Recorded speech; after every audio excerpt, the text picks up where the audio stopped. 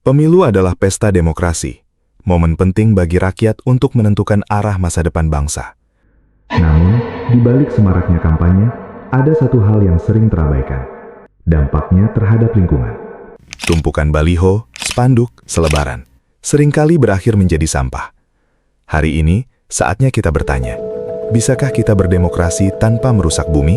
Pemilu ramah lingkungan merupakan satu upaya proses pelaksanaan pemilu yang mengedepankan prinsip keberlanjutan dengan mengurangi dampak negatif terhadap lingkungan itu sendiri. Beberapa hal yang perlu dilakukan dalam menerapkan pelaksanaan pemilu yang ramah lingkungan adalah pertama, pengurangan penggunaan kertas. Yang kedua, efektivitas dalam pengelolaan limbah. Berikutnya, efisiensi dalam penggunaan energi dan mengurangi penggunaan emisi karbon. Sebanyak 18.208 APK dan BK, partai politik di Banyuwangi terdapat 2.054 APK dan BK yang melanggar. Hal ini berdasarkan data rekapitulasi APK dan BK pada pemilu tahun 2024 yang dikeluarkan oleh Bawaslu Kabupaten Banyuwangi. Dalam setiap musim pemilu, jutaan alat peraga kampanye diproduksi. Baliho besar, spanduk plastik, hingga selebaran kertas digunakan hanya dalam waktu singkat. Setelah masa kampanye selesai, sebagian besar berakhir sebagai limbah. Salah satu langkah menuju pemilu yang ramah lingkungan adalah dengan kita mengurangi, meminimalisir penggunaan logistik berbahan kertas. Sudah saatnya pemilu menuju pemilu yang digital, seperti e-voting, pemanfaatan data digital. Seperti kita ketahui, bahwa 90–95% logistik pemilu itu berbahan kertas.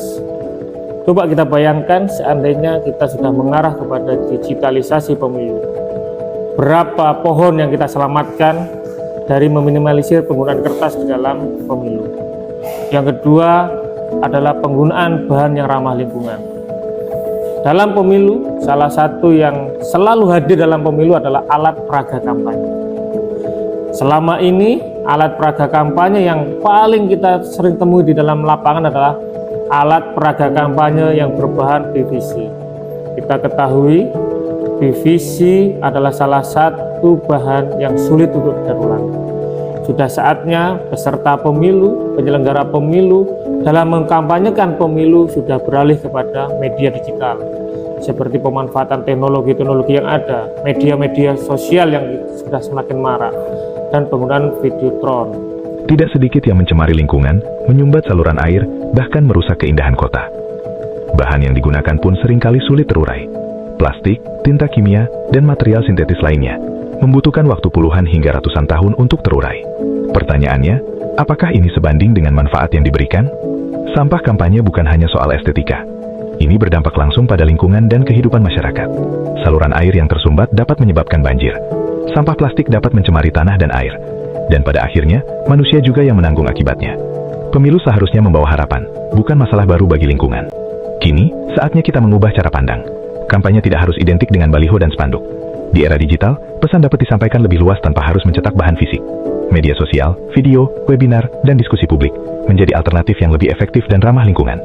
Kampanye bukan soal seberapa banyak alat peraga dipasang, tetapi seberapa kuat pesan yang disampaikan dan seberapa besar dampaknya bagi masyarakat. Salah satu tahapan dalam pemilu adalah kampanye rapat umum dan kampanye rapat terbuka, di mana dalam pelaksanaan dua metode kampanye tersebut melibatkan banyak orang, melibatkan banyak pihak dengan banyaknya alat atau peraga kampanye yang dipergunakan dan juga banyaknya kendaraan bermotor yang biasanya dipakai oleh para pelaksana kampanye maupun masyarakat yang mengikuti kampanye.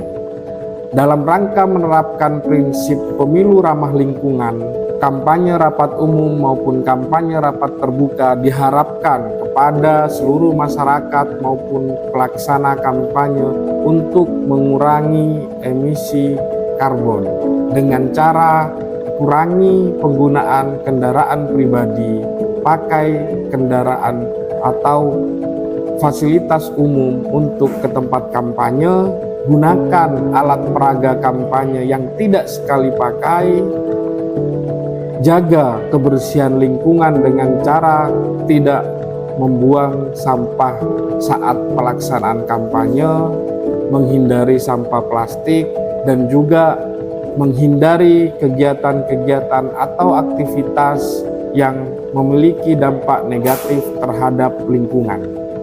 Dalam menjalankan tugasnya, pengawas pemilu memiliki mobilitas yang cukup tinggi. Mereka harus melakukan patroli pengawasan, memantau tempat pemungutan suara atau TPS, serta melakukan koordinasi antar wilayah.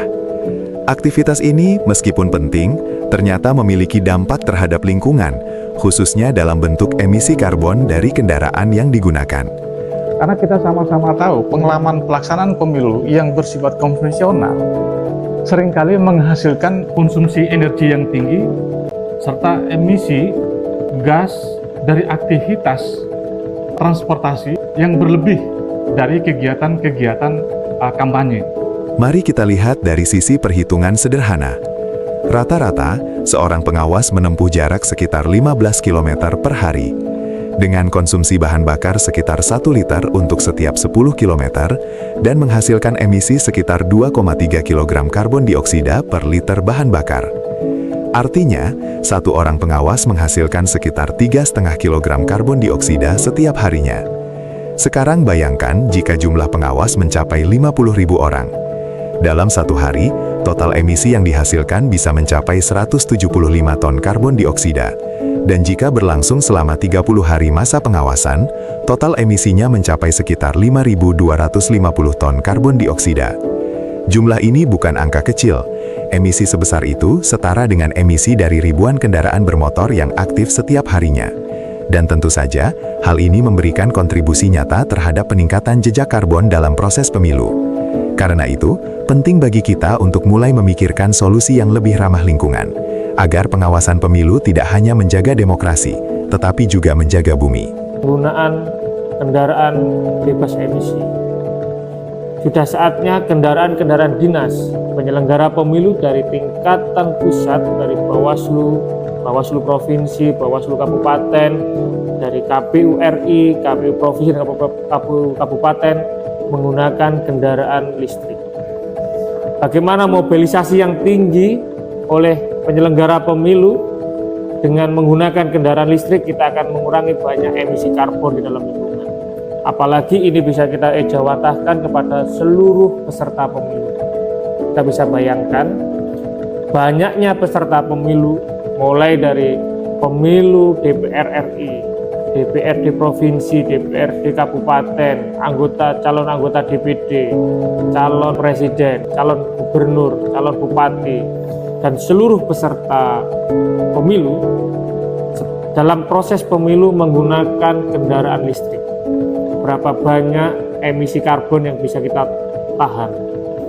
Sedangkan kita tahu banyak aktivitas mobilitas peserta pemilu, mobilitas penyelenggara pemilu yang begitu tinggi, yang selama ini kita masih menggunakan kendaraan yang berbahan bakar fosil.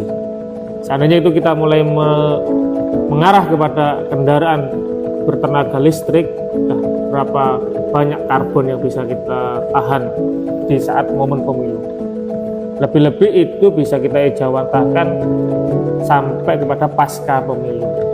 Sehingga sudah saatnya pemilu Indonesia yang begitu luar biasa sudah berbicara tidak hanya pemilu yang demokratis, pemilu yang jujur, tetapi pemilu yang ramah lingkungan. Demikian, pemilu ramah lingkungan adalah langkah nyata kita bersama untuk menjaga kelestarian bumi sembari menjalankan proses demokrasi yang berkualitas. Mari kita dukung pelaksanaan pemilu yang tidak hanya adil dan transparan, tetapi juga bertanggung jawab terhadap lingkungan demi masa depan yang lebih. Oleh karena itu, konsep pelaksanaan pemilu yang ramah lingkungan merupakan keharusan untuk diterapkan dalam pelaksanaan pemilu yang akan datang.